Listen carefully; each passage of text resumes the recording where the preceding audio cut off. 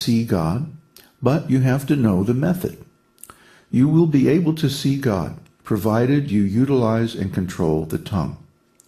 We quoted the verse earlier, Sevon Mukhe hi Jihudao. Jihudao means beginning with the tongue.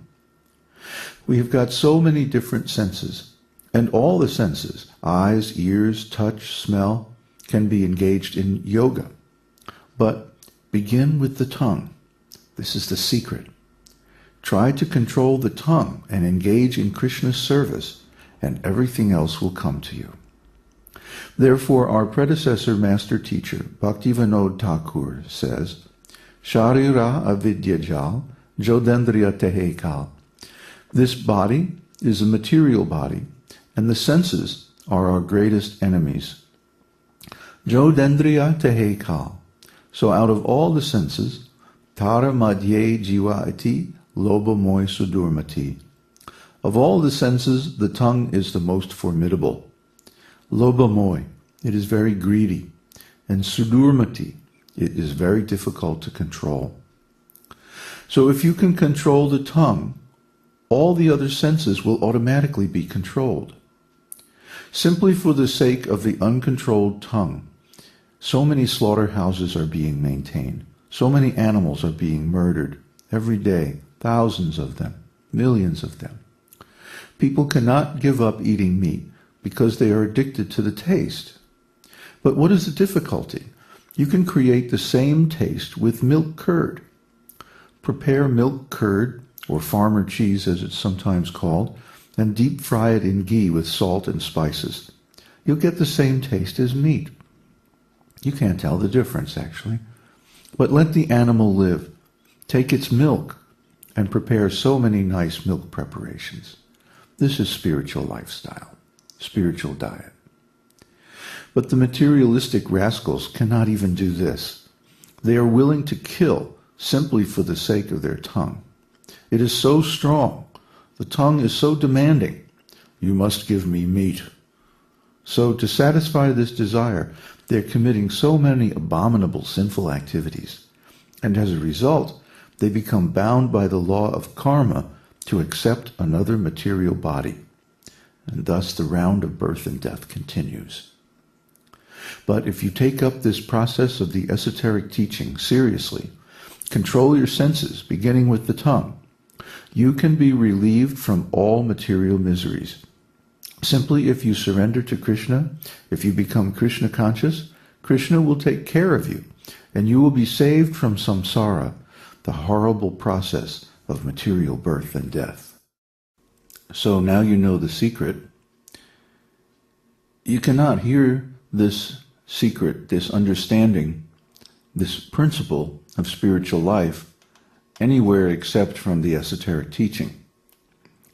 If you go down to the local yoga center, maybe sometimes they have chanting, but they won't insist on your keeping a vegetarian diet. Therefore, the chanting will not have any effect. As stated by Patanjali, the first two stages of yoga are yama niyama. Yama means what you must do, and niyama means what you must not do. And one of the things that you must do is hear from a bona fide spiritual master, and one of the things you must not do is take meat products or other animal foods. So, if you try to practice yoga without yama niyama, at least a little bit, it won't have any effect. So actually they're wasting your time, and they're wasting their time as well, trying to teach yoga without any restrictions. It's impractical. This is not the original yoga system. Do they think that they will get the original result? No.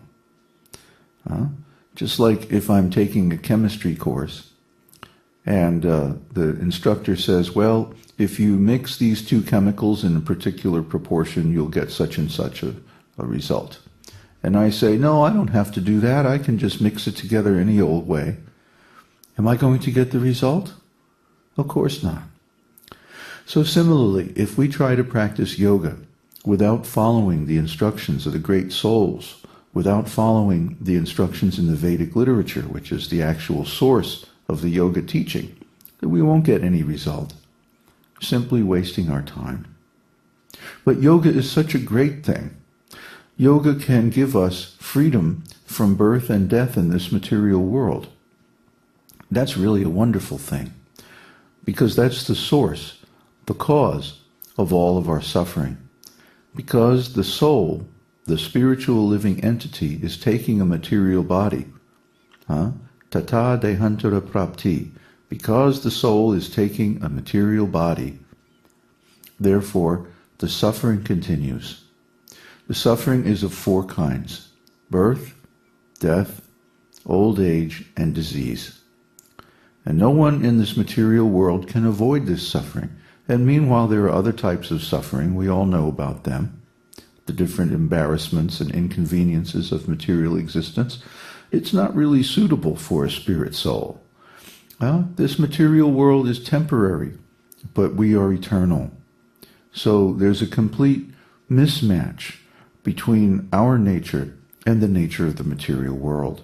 We can't be happy here. So why do we bother even trying? It's futile. All we have to do is practice this yoga process properly, according to the original instructions, and then we can go back home to the spiritual world and attain our original perfect body and live eternally in happiness. No problem at all. The only thing is, people are envious of God. Because they're envious of God, they don't want to follow God's instructions. And this is their great misfortune. This contamination of the heart, that I won't do anything God says, I'll do everything my own way. This is like a rebellious teenager, kind of, how teenagers are so obnoxious and just for no reason they just rebel against everything. They have anger. Well, why do they have anger? Because they have lust, unsatisfied lust. So when we have lust or desire for material sense gratification, and it's not satisfied, then we become angry. And because we become angry, then we're rebellious. Even if someone is trying to help us, we will fight them. So we experience this all the time. We're simply trying to help people understand this yoga process and this spiritual science of the esoteric teaching, but still they resist, still they rebel, even against their own best interest. There's an English saying, cutting off your nose to spite your face. And that's exactly what they're doing. So we cannot help people who are unwilling to follow even the most simple basic instructions. But we can help people who are willing to try. If you have enough faith in the Vedas to try these simple instructions, just take vegetarian food. There's so many nice cookbooks you can get that describe vegetarian cooking.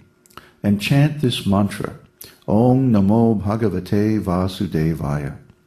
Then, simply by controlling the tongue, you will purify all the other senses of the body. And soon you'll get so much reciprocation from God. And you will begin to see and experience things you never have seen before. And at that point, you'll be on the trail of recovering your perfect body.